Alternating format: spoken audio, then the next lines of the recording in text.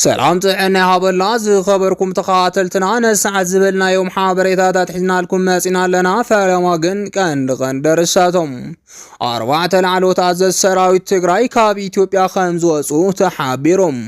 ጀነራል ሳሞራ የኑስ ለሙውን ኢዱ ኣብ ልዕል ትግራይ የእቱ ከም ዘሎ ዝገልጽ ዜና ተዘርጊሖም ኤርትራ ባዶ ከም ዘትርፍዋ ሰበስልጣናት ኢትዮጵያ ሓቢሮም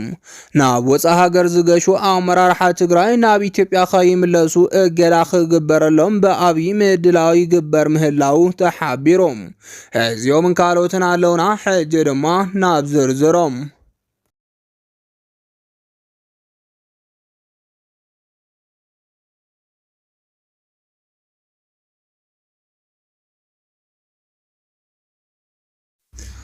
4 لعلوت عزز سراويت تግራይ ካብ ኢትዮጵያ ከም ዝወጹ ተሓቢሮም ኣብ ውሽጢ ትግራይ ኮይኖም እገዳ ከም ዝተገበረሎም ክነገረሎም ዝጸንሐ ኣመራርሓ ሰራዊት ትግራይ ሎሚ ኢትዮጵያ ላይ ቆም ከም ዝወጹም ይሕበራሎም ከም ዝፍለጥ ኣብ ዝሓለፈ ወርሒ ኣብ ልዕሊ ኣዘዝ ሰራዊት ትግራይ ብርክት ዝበለ ዝተፈላለየ ጸለመ ክበጽሕ ምጽንሑ ዝዝከር እዩ እቲ ጸለመ ድማ እቶም ኣዘዝ ሰራዊት ኣብ ዝተፈላለዩ ዘይሕጋው ነገራት ተሳቲፎም ዝብል ኮይኖም ይኹን እምበር እቲ ሓበሬታ ሓሶት ምዃኑ ብስፍሓት ክቃላሕ ጸኒሑሎም ብፍላይ ሎሚ ብስራሕ ምኽንያት ንወጻኢ ሃገር ዝኸዱ ኣዘዝ ሰራዊት ትግራይ ካብ ኢትዮጵያ ኣምሊጦም ዝብል ዜና ብስፍሓት ይቃልሐሎም ኣሎም በመሰረት እዚ ድማ ሎሚ ሓደ ካብ ላዕሎት ኣዘዝ ሰራዊት ትግራይ ዝኾነ ሓደ ተወልደ ገብረትንሳኤ ወይ ድማ ተወልደ ዕንበብ ናብ ዱባይ ከም ዝኸደ እንዳተሓበረ ይርከብ ነዚዕቡ ድማ ናይ ፌደራል መንግስቲ ተቐለብቲ ሚድያታት ተወልደ ዕንበብ ካብ ኢትዮጵያ ኣምሊጡ ብምባል ፕሮፓጋንዳ ክሰርሓ ጀሚረን ኣለዎም ኮሎኔል ተወልደ ዕንበብ ኣብ ትግራይ ካብ ዘለው ላዕሎት ኣዘዝ ሰራዊት ትግራይ ሓደ ኮይኖም ኣብቲ ከባቢ ብዘለዎ ብሉጽ ፖለቲካዊ ፍልጠትን ርድኢትን ድማ ይፍለጥ ካብ ኩናት ኤርትራ ጀሚሩ በጅግንነቱ ዝፍለጥ ኮሎኔል ተወልደ ዕንበብ ኣብ ትግራይ ካብ ዘለው ታሪኽ ሰራሕትን ታሪኽ ጸሓፍትን ሓደ ከም ዝኾነ ይነገረሉ ኣብ ሕሉፍ ቃልስታት ትግራይ ዘድሃበ ብርክት ዝበሉ ጽሑፋት ብምቕራብ ዝፍለጥ ኮሎኔል ተወልደ ዕንበብ ሎሚ እውን ኣብ ትግራይ ካብቶም ቁልፍ ወተሃደራዊ ኣመራርሓ ምዃኑ ይነገረሉ ኮሎኔል ተወልደ ታሪኽ ብምስራሕ ጥራሕ ዘይኮነስ ታሪኽ ብምጽሓፍ እውን ዝፍለጥ ኮይኑ ድሕሪ ኩናት ኤርትራ ድማ ናይ ባዕሉ መጽሓፍቲ ከም ዝሐተመ ይነገረሉ ኣብ ዝተፈላለዩ መድረኻት ድማ መበገስ ዝኾኑ መጽናዕታዊ ጽሑፍ ብምቕራብ ይፍለጥ ይኹን እምበር ከምዚኦም ዝበሉ ጀጋኑ ኣመራርሓ ሰራዊት ኣብ ትግራይ ክህሉ ዘይፈቱ ኣብይ ኣሕመድ ሎሚ ኣብ ልዕሊ ወተሃደራዊ ኣዘዝ ትግራይ ሹም ብምጥፋእ ተጸሚዱሎም ናይዚ መቐጸልታ ድማ ንውልቃዊ ስራሓቱ ናብ ዱባይ ከም ዘምርሐ ዝተነገረሉ ተወልደ ዕንበብ ሎሚ ካብ ኢትዮጵያ ሃዲሙ እንዳበሉ ከብሪሉ ይግበራሎም ኮሎኔል ተወልደ ዕንበብ ዘለዎም 4 ኣመራርሓ ሰራዊት ትግራይ ናብ ወጻኢ ሃገር ከም ዝገሹ ዝተነገረሎም ኮይኖም ብናይ ብልጽግና ሚድያታት ድማ ናብ ሃገር ከይምለሱ ንምግባር ክጥዕመሉ ምእንቲ ካብ ኢትዮጵያ ኣምሊጦም እንዳበለ ፕሮፓጋንዳ ክሰርሕ ጀሚሩሎም እዚ ድማ ከምቲ ፖለቲከኛታት ልደቱ ኣያሌው ናብ ኣዲስ አበባ ከይኣቱ ዝገበረም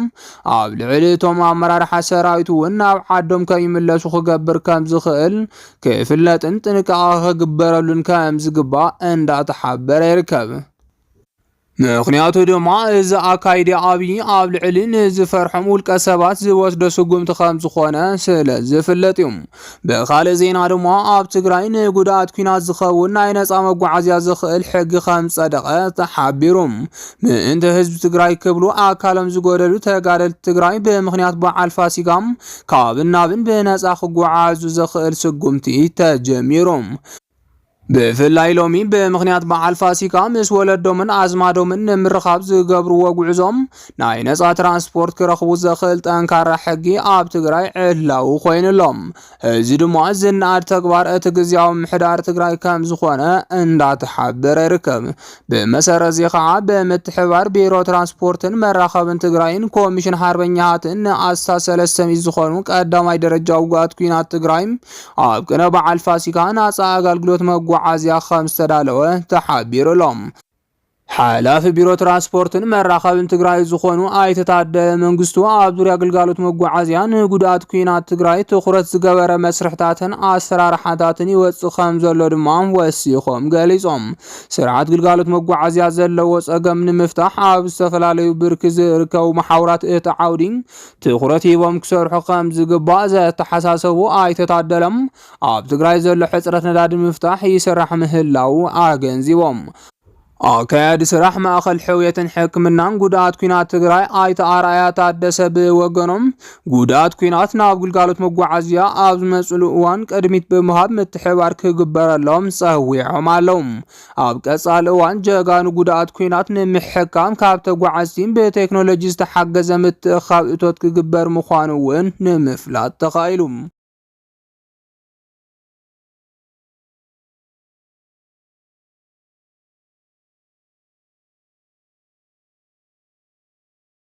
ጀነራል ሳሞራ ዩኑስ ሎሚ እውን ኢዱ ኣብ ልዕሊ ትግራይ የእቱ ከም ዘሎ ዝገልጽ ዜና ተዘርጊሑ።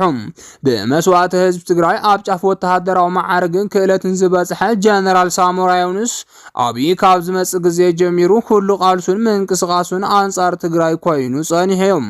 ጀነራል ሳሞራ ዩኑስ ዝሓለፉ 7 ዓመታት ነቲ ጀኖሳይደር ዝኾነ ኣብይ ብምድጋፍ ብዘለዎ ክእለትን ልምድን ነቲ ብመስዋዕቱ ኣብ ዝለዓለ ስልጣን ዘብጽሖ ህዝቢ ትግራይ ድማ ክብድልን ኣብ ልዕሊ ቆስሉ ዕንጨይቲ ክውስኸሉን ጸኒሑ እዩ። ህዝቢ ትግራይ ዝብድለሉ ካብ ባንዳነት ንምዃን ዘለዎ ድሌት እኹል ምኽንያት ዘይብሉ ጀነራል ሳሞራ ዩኑስ ሰራዊት ትግራይ ኣንጻር ኣብይ እንትገጥም ንብልጽግና ወተሃደራዊ ምኽሪ ይህብ ምንባሩ ይፍለጥ። ሎሚ እውን ድሕሪ ውዕል ሰላም ፕሪቶርያ ናብ ኣዲስ ኣበባ ኣትዩ ዋና ኣማኻሪ ኣብይ ኮይኑ ዘሎ ጀነራል ሳሞራ ዩኑስ ትግራይ ኣዳኺሙ ንግስና ኣብይ ንኸውሕስ ላዕልን ታሕትን ክብል ይርአሎም። ብመሰረት እዚ ድማ ንግስና ኣብይ የደላድል እዩ ዝበሎ ኩሉ ስጉብቲ ዝወስድ ዘሎ ኮይኑ ነዚ ዕንቅፋት ክትከውን ያ ንዝበላ ትግራይ ድማ ደጊሙ ክጎድኣ ምንቅስቓስ ጀሚሩ ይርከብ። ብመሰረት እዚ ድማ ኣብ ትግራይ ዘሎ ዕንቅፋት ኣብይ ተባሂሉ ዝተገምገመ ሰራዊት ትግራይ ብምብታንን ናብ ዘይምልከቶ ውግእ ንምእታውን ዓሊሙ ሓድሽ ምንቅስቓስ ጀሚሩ ይርከብ። ናብ መቐለ ምምላስ ዝጀመረ እዚ ጀነራል ኣብ ትግራይ ሓደጋ ከይበፅሖ መንግስታዊ ተልእኮ ሓዘ መሲሉን ካብ ኣብይ ከለላ ብምርካብን አንጻር ተጋሩ ተልእኮ ፈጺሙ ትግራይ በፂሑ ከም ዝምለስ እንዳተሓበረ ይርከብ። እቲ ተልእኮ ድማ ሰራዊት ትግራይ ንምብታን ብዋናነት ዝዓለመ ኮይኑ ብፍላይ ናብ ተሓራ መሬት ተባሂሉ ዝፅዋዕ ናይ ዓፋር ቦታ ካብ ትግራይ ሰራዊት ፈሪሱ ናብኡ ክጓዓዝ ዘኽእሎ ምንቅስቓስ ጀሚሩሎም። ብፍላይ ተማሊ በቲ ሸዊት ቢተው ዝተባሃለ ነባር ኣባል TDF ዝምርሑ ፍሉይ ሓይሊ ትግራይ ተባሂሎም ዕጥቃዊ ቃልሲ ንምክያድ ዝዳለው ዝነበሩ ወገናት ተበቲኖም ናብ ትግራይ ምምላሶም ስዒቦም ጀነራል ሳሞራ ሓድሽ ምንቅስቓስ ጀሚሩ ምህላው ተሓቢሩሎም። ፕሮጀክት ጀነራል ሳሞራ ዩኑስ ምዃኖም ዝነገረሎም እቶም ዕጡቃት ሎሚ ካብ መቐለ ንኽምልሶም ሓድሽ በጀት ኣጽዲቑ ካልኦት ንምውሳኽ እውን ምንቅስቓስ ጀሚሩሎም። ነዚ ከተግብር ድማ ኣብ ትግራይ ወኪላት መሪፁ መናእሰይ ንኽተለሉ ስልጠና ይህብ ከም ዘሎ ዝተሓበረ ኮይኑ ሙሉእ ብሙሉእ እዚ ተልእኮ ሒዙ ትግራይን ሰራዊታን ንምብታን ይፅዕር ከም ዘሎ ድማ ተሓቢሮም። እቶም ኣብ ዓፋር ዝተረፉ ዕጡቃት ድማ ናይ ትግራይ ፍሉይ ሓይሊ ዝብል ሽም ሂብዎም መንግስቲ ኢትዮጵያ ኣብ ቀረባ ግዜ ዓሰብ ከም ዝቆፃፀሮን ናይ ዓሰብ ሓለውቲ ኮይኖም ካምፕ ኣብቲ ከባቢ ከም ዝስርሐሎምን ድማ ቃል ኣትዩሎም ኣሎም። ብፍላይ እቲ ኣብ ትግራይ ዘሎ ሰራዊት ተበቲኑ ናብኦም ክፅምበር እንድሕር ገይሮም ትግራይ ቀጥታ ተጠቃሚት ወደብ ከም ትኸውን መራሕቲ ትግራይ ንሶም ከም ዝኾኑን ብሳሞራ ኣቢሉ ተነጊርዎም ከም ዘሎ ተሓቢሮም። ስለዚ ድማ ሰለስተ ትእዛዛት ካብ ጀነራል ሳሞራ ዩኑስ ዝተቐበሉ ከም በዓል ሸዊት ቢተው ዝተባሃሉ ሰባት እቲ ትእዛዝ ድማ እቶም ናብ ትግራይ ዝተመለሱ ክምልስዎም ሰራዊት ትግራይ ኣፍሪሶም ኣብ ጎኖም ከሰልፍዎም ከምኡውን ኣብ ጎኒ ፌደራል ኮይኖም ንዓሰብ ክዋግኡን ብድሕሪ ድማ በዓል ወደብ ትግራይ ክመርሑ ከም ዝግበሩን ቃል ኣትዩሎም ኣሎም። ሰራዊት ትግራይ እንተበቲኖም ድማ ሕወሓት ብፌደራል ክብተን ከም ዝግበር ጀነራል ሳሞራ ከም ዘረጋገ ጸሎም ተሓቢሮም። ስለዚ ድማ ጀነራል ሳሞራ ሎሚ እውን ናይ ባንዳነት ተግባሩ ኣጠናኺሩ ብምቕጻል ንኣብይ ኣሕመድ ከሐጉስ ትግራይ መስዋዕቲ ንምግባር ይንቀሳቐስ ከም ዘሎ ብምሕባር ኩሉ ትግራዋይ እዚ ከፍሽሎ ከም ዝግባእ ብዙሓት ምሁራት ተጋሩ ገሊፆም ኣለዉ።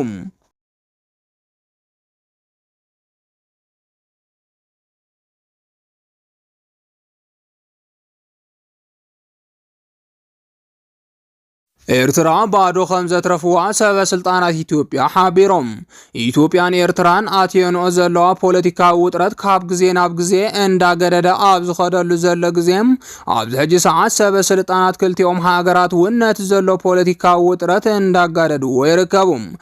بمسارات زيدما لومي مراحة إثيوبيا ميديا وصيون بزعبا إرترا حدا زسنبر زينا هيبو مالوم حدا كابزوم سبب سلطانات إثيوبيا مخانو زين قرالو دانيال كبرت عونا إثيوبيا ميديا قريبو إرترا بادو خمزة رفوا حابيرو لهم دانيال كبرت كمز قرصو إرترا نتوركن سوماليان تعامامينات قبرم زنبرت مدلات وقن مفررحن تقلويتو نبعلا خبالعا تداليو اللو خبالي قلز ازي أمرارحا إثيوبيا ازي زبالو لدمام از سومن تلعيل زلو حدش اجندا ودب عصبن كالوت مسيرترا زرخو ጉዳያትን አድሂቢዮም ስለዚህ ደሞ ኢሳያስ አፈወርቂ ኣብ ልዕሊ ኢትዮጵያ ሓሲብ ወዝነበረ ውድቀት ተመሊሱ ከጥፎ ተቃሪቡሎ ኸበል በመግላጽ ኣብ ልዕሊ ኢሳያስ መፍረራህ ጀሚሩሎም በተወሳኺውን ካቢኔ ሚኒስትራት ኢትዮጵያ ወደብ ዓሰብ ካብ ኤርትራ ንምምላስ ኣብ ስምዕ ከም ዝበጽሑ ተቃሊሑሎም አብይ አህመድ ብዝተፈላለዩ አጋጣሚታት ኢትዮጵያ በዓል ወደብ ሀገርን ምግባር ዝተፈላለየ ፍንጭ ክህብ ጸኒሖም በዚ መሰረቱን መላ ኢትዮጵያውያን ዝደልይዎ ሀገሮም በዓል ወደብ ንምግባር ዝግበር ምንቅስቃስ ንአብይ አህመድ ድጋፍ ከም ዘምጽአሉ እንዳተገለጸ ይርከብ ሎሚ ዝተቃልሐ ዜና ከም ዘመላኽቶ ድማ አብይ አህመድ ምስ ካቢኔ ሚኒስትራት ኮይኑም ኢትዮጵያ ወደብ ዓሰብ ክትውን ንምግባር ኣብ ስምዕ ከም ዝበጽሑ እንዳተገለጸ ይርከብ ኢሳያስ በመቃወም ንብሔራዊ ጥቅሚ ኤርትራን ነጻነት ኤርትራን ዝቃለስ ዘሎ ኣሰና ሚድያም እዚ ሓበሬታ ካብ ኡምን ምንጪ ረኺበዮ ብምባል ቀድሚ ሕዚ ከም ዘቃልሖ ይዝከር እዚ ሚድያ ዘቃልሖ ጸብጻብ ከም ዘመላኽቶ ከዓ አብይ አህመድ ወደብ ኤርትራ ዝኾነ ዓሰብ ክወስድ ምስ መሻርክቱ ኣብ ስምዕ ምብጽሑ ገሊጹ እዩ እዚ ተግባራዊ ንምግባር ድማ ኢሳያስ ክወድቕ ብምግባር ከም ዝኾነ ዘኣምን አብይ ሎሚ ብከም በዓል ዳንኤል ክብረት ዝበሉ ተላእኽቲ እትስራ ፕሮፓጋንዳ ጀሚሩሎም ከም ዝፍለጥ አብይ አህመድ ምስ ኤርትራ እንትዕረቕ ወያነ አጥፊኡ ባድመን ካሊእ መሬት ትግራይን ናብ ኤርትራ ክምለስ ዝብል ስምዕ ከም ዝነበሮም እንዳተገለጸ ምንባሩ ይዝከር ብኣንጻሩ ድማ አብይ አህመድ ካብ ወደባት ኤርትራ ነጻ ዝኾነ ግልጋሎት ንኽርከብ ዝብል ናይ ቃል ስምዕ ፈጺሞም ነይሮም እዮም ይኹን እምበር እዚ ውዕሊ ብኢሳያስ ከም ዘጠሓሰ ዝገለጸ ኮይኑ በዚ ዝተለዓለውን ድሕሪ ውዕሊ ሰላም ፕሪቶሪያ ምስ ኤርትራ ዝነበረ ርክብ ኣይ ፍቕሪ ኣይ ጽልኢ ኮይኑ ጸኒሑ ሎሚ ድማ አብይ ጉዳይ ሶማልያ ብሰላማዊ መንገዲ ፈቲሑ ዓሰብ ብሓይሊ ክወስድ ምስ ምዕምዑ ዝተፈላለዩ ምንጭታት ይገልጹሎም ምክንያቱ ድማ አብይ አህመድ ኢትዮጵያ አትያቶ ዘላ ናይ ኢኮኖሚ ውድቀት ብወደባት ኤርትራ ይፍታሕ ይዝብል ጽኑዕ መርገጽ ስለ ዘለዎ ምዃኑ ተሓቢሮም ዝኸበርኩም ተቃተልትና ነሰዓት ዝበልናዮም ሓበሬታታት ነዚኦም ይመስሉ ነይሮም ንምክትታልኩም ካብ ልብና መስግን